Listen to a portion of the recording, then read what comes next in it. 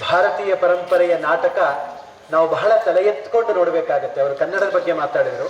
ನಾನು ಭಾರತದ ಬಗ್ಗೆ ಹೇಳೋದಂತಾದ್ರೆ 5000 ವರ್ಷಗಳ ಇತಿಹಾಸದಲ್ಲಿ ನಮಗೆ ಕಾಳಿದಾಸ ಮತ್ತು ಭಾಸ ಇಬ್ರು ಅತ್ಯದ್ಭುತವಾಗಿರ್ತಕ್ಕಂಥ ವ್ಯಕ್ತಿಗಳಾಗಿ ಕಾಣ್ತಾರೆ. ಇವತ್ತು ವಿಶ್ವದಲ್ಲಿ ನಾವು ಕಾಳಿದಾಸನನ್ನ ನಾವು ಒಪ್ಕೊಂಡ್ಬಿಡ್ತೇವೆ. ಎಲ್ಲೋ ಒಂದ್ ಕಡೆ ಅಲೆಕ್ಸಾಂಡರ್ ದ ಗ್ರೇಟ್ ಅಂತ ಒಪ್ಕೊಂಡ್ರು ಅಂತ ಹೇಳಿದಾಗೆ, ಅಭಿನವ ಶೇಕ್ಸ್ಪಿಯರ್ ಯಾರು ಕೇಳಿದ್ರೆ ಕಾಳಿದಾಸ ಅಂತ ಹೇಳ್ತಾರೆ. ಆದ್ರೆ ಶೇಕ್ಸ್ಪಿಯರ್ ಬಂದಿದ್ದು ಇತ್ತೀಚಿನ ವರ್ಷಗಳಲ್ಲಿ. ಕಾಳಿದಾಸ ನಮ್ಮಲ್ಲಿ ಎಷ್ಟೋ ಶತಮಾನಗಳ ಸಹಸ್ರಮಾನಗಳ ಹಿಂದೆ ಇದ್ದಂಥವನು.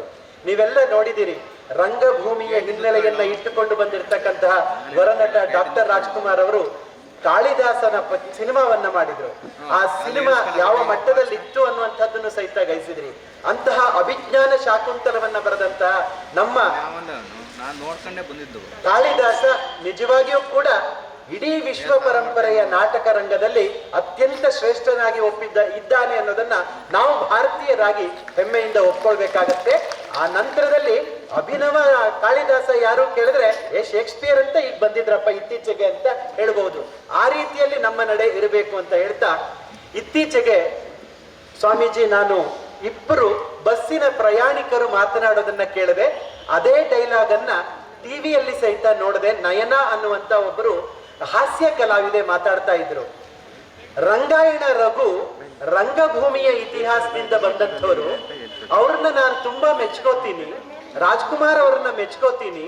ಇವತ್ತು ಸಿನಿಮಾ ಎಷ್ಟೇ ಪ್ರಬುದ್ಧವಾಗಿದ್ರು ನೇರವಾಗಿ ಸಿನಿಮಾ ರಂಗಕ್ಕೆ ಬಂದವರು ಮಾಡುವ ಅಭಿನಯಕ್ಕಿಂತ ರಂಗಭೂಮಿಯ ಹಿನ್ನೆಲೆಯಿಂದ ಬಂದಂಥವ್ರು ಮಾಡುವಂತಹ ಸಿನಿಮಾ ಅತ್ಯಂತ ಶ್ರೇಷ್ಠ ಅಂತ ಅನ್ಸುತ್ತೆ. ಅಭಿನಯವೂ ಶ್ರೇಷ್ಠ ಅಂತ ಅನ್ಸುತ್ತೆ. ರಂಗಾಯಣ ರಘು ಇದುವರೆಗೆ ಒಂದು 90 ಪಿಕ್ಚರ್ಗಳನ್ನ ನಾನು ನೋಡಿದ್ದೀನಿ. ಒಂದು ಪಿಕ್ಚರ್ ಅಲ್ಲಿ ಮಾಡದಾಗೆ ಇನ್ನೊಂದು ಪಿಕ್ಚರ್ ಅಲ್ಲಿ ಮಾಡ್ಲಿಕ್ಕೆ ಸಾಧ್ಯ ಆಗಿಲ್ಲ. ಅದಕ್ಕೆ ಕಾರಣ ನಮ್ಮ ರಂಗಭೂಮಿ ಎನ್ನುವಂಥದ್ದನ್ನ ಹೇಳಿದ್ರು.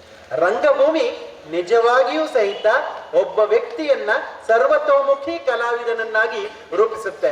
ರಂಗಭೂಮಿಯ ಕಲಾವಿದ ಗಾಯಕ ಆಗಿರ್ತಾನೆ, ರಂಗಭೂಮಿಯ ಕಲಾವಿದ ನಟ ಆಗಿರ್ತಾನೆ, ರಂಗಭೂಮಿಯ ಕಲಾವಿದ ಸಂಘಟಕ ಆಗಿರ್ತಾನೆ, ರಂಗಭೂಮಿಯ ಕಲಾವಿದ ಸಂಗೀತಗಾರ ಆಗಿರ್ತಾನೆ, ತಬಲಾಗಳನ್ನು ಸಹಿತ ನುಡಿಸ್ತಾನೆ.